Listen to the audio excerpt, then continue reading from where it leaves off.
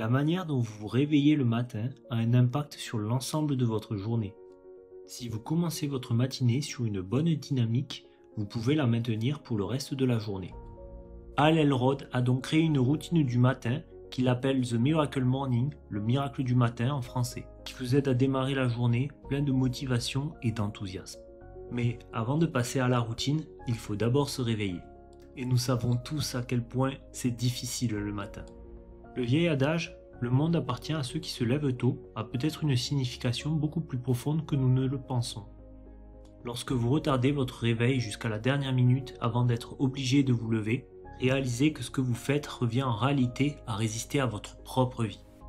Voici donc quelques conseils pour résister à la tentation de repousser la sonnerie de votre réveil. Mettez votre alarme loin de votre lit. Cela oblige le corps à bouger et le mouvement crée de l'énergie, ce qui vous aide à vous réveiller. Cependant, il est probable que vous vous sentiez encore somnolent. Alors, brossez-vous les dents. L'idée est de commencer par une activité qui ne nécessite pas de réfléchir ou de prendre de décision, le temps que votre corps soit pleinement réveillé. Et puisque vous êtes déjà dans la salle de bain, aspergez votre visage d'eau, cela vous réveillera encore mieux. Buvez un verre d'eau. Après 6 à 8 heures sans boire, vous serez naturellement déshydraté et la déshydratation provoque la fatigue. Le but est de réhydrater votre corps et votre esprit le plus rapidement possible afin de remplacer l'eau dont vous avez été privé pendant les heures de sommeil. Bien, maintenant que vous êtes debout, que fait-on? Comment réussir sa matinée? Entrons en matière avec ce que l'auteur appelle les lifesavers. S comme silence. Vous pouvez faire de la méditation ou simplement respirer profondément tout en laissant votre esprit vagabonder.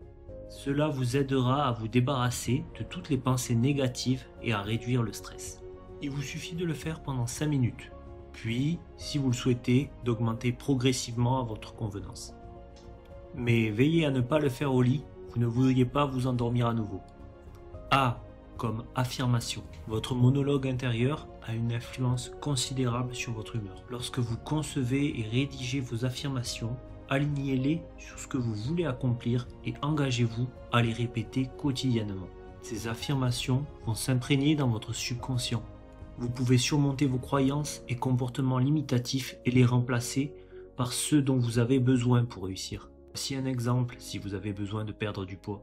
Votre affirmation pourrait ressembler à ceci.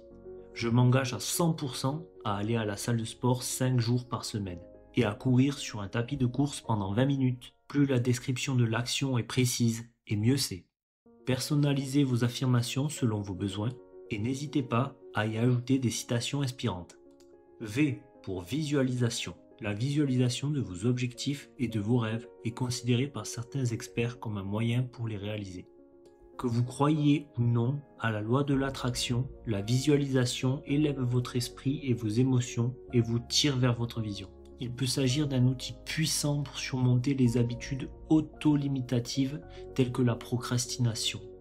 Passons au E comme exercice physique.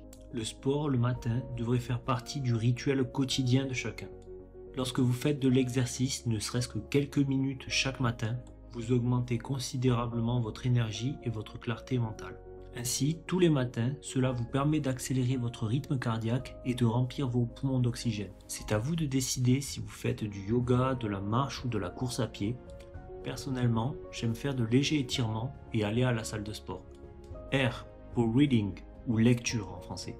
Quoi que vous vouliez dans votre vie, il existe d'innombrables livres sur la façon de l'obtenir. Le secret, c'est d'apprendre des experts, de ceux qui ont déjà fait ce que vous souhaitez réaliser. Avec une quantité presque infinie de livres disponibles sur tous les sujets, il n'y a pas de limite aux connaissances que vous pouvez acquérir par une lecture quotidienne. Je recommande donc de s'engager à lire au moins 10 pages par jour. Faisons quelques calculs ici. La lecture de 10 pages par jour équivaut à 3650 pages par an, soit environ 18 livres de développement personnel de 200 pages. Ainsi, 10 pages par jour est équivalent à 18 livres par an. Je vous garantis que si vous commencez à lire aujourd'hui, vous verrez une amélioration conséquente dans votre vie. S pour scribing ou écriture en français. Vous pouvez écrire sur n'importe quel sujet. Vous pouvez tenir un journal de rêve, écrire sur vos projets et objectifs, sur les leçons que vous avez apprises dans la journée, etc. tout ce sur quoi vous avez besoin de vous concentrer dans votre vie, l'écriture vous aidera à en saisir les idées. Le processus d'écrire quelque chose nous oblige à y réfléchir suffisamment pour mieux le comprendre. Voilà pour ce qui est des Lifesavers. Vous pouvez faire chacune de ces activités aussi longtemps que vous le souhaitez, mais essayez de ne pas dépasser 1 heure pour votre routine matinale. Essayez de mettre en œuvre certaines des idées évoquées dans cette vidéo et de personnaliser les Lifesavers à vos besoins.